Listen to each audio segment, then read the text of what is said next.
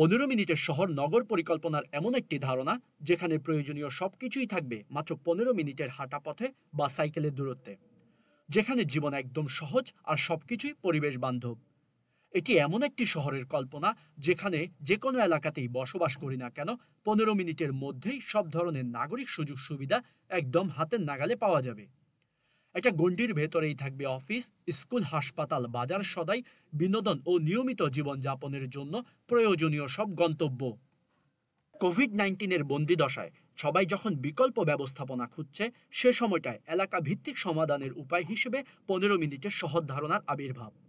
একটা বিশেষ পরিস্থিতির ধারণা বা প্রস্তাবনা হলেও পরবর্তীতে এর উপযোগিতা বিশ্লেষণ করে আলোচনা চলমান রয়েছে।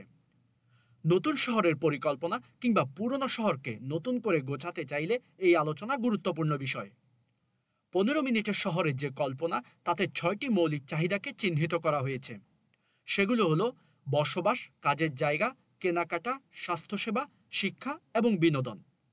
যানবাহন নির্ভরতা বাদ দিয়ে শুধু হাঁটা এবং সাইকেল ব্যবহারের সুযোগের কথা বলা হয়েছে 15 মিনিটের শহরের কল্পনায়। অর্থাৎ সামগ্রিক যে জীবনযাপনের সংস্কৃতি বা অভ্যাস, তার সাথে এর তুলনামূলক বিশ্লেষণ করলেই অনেক প্রশ্নের উত্তর মিলবে সহজে।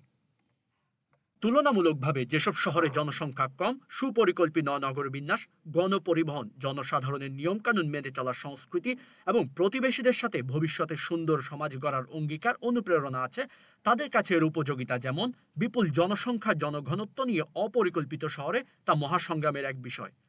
পাশ্চাত্যের অনেক শহরের সামাজিক ঐতিহ্য বজায় রেখে এলাকা ভিত্তিক অনুশাসন প্রতিষ্ঠিত হয়েছে তাদের নিয়মতান্ত্রিক আশাবাদ চর্চায়। বাংলাদেশের শহরে এমন আকাঙ্ক্ষার সম্ভাবনা খুঁজলে প্রয়োজন ব্যবস্থাপনার প্রতি প্রথম স্তরে শ্রদ্ধা। কারণ এটি এমন একটি সমাধান বাধ্যতামূলক হলে তা হবে মানবাধিকারের বিষয়। যে কোনো জটিল পরিস্থিতি সামাল দেওয়ার প্রাথমিক উপায় হলো যোগ্য অভিজ্ঞ মানুষদের বাস্তবমুখী সুষ্ঠু পরিকল্পনার প্রতি শ্রদ্ধাবোধ। পরিকল্পনা গোলমেলে হলে বা বিবেচনাগুলো ঠিকমতো শনাক্ত না হলে সেটি ব্যবহারকারীদের কাছে কখনোই আগ্রহের বিষয় হয়ে ওঠে না। 15 মিনিটের শহরের কল্পনা নিয়েও আছে বিতর্ক। এই ধারণাটিকে অনেকেই পরিকল্পিত লকডাউন বা 15 মিনিটের জেলখানা আখ্যা দিয়ে থাকেন। তারা বলেন, স্বাধীন জীবনযাপনের চলমান প্রবাহকে নিয়ন্ত্রণের আরেক অভিসন্ধি দিয়ে এটি।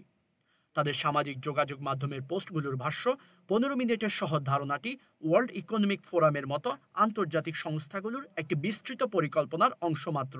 তারা এও বলে থাকে যে এই ধারণার মাধ্যমে মানুষকে তাদের বাড়ি থেকে 15 মিনিটের বেশি দূরে ভ্রমণ করা থেকে বিরত রাখা হবে। আবার সম্পদ কিংবা বর্ণ বা জাতিগত পরিচয়ের ভিত্তিতে এটি নগরীকে বিভক্ত করে দেবে কিনা উঠেছে তেমন প্রশ্ন।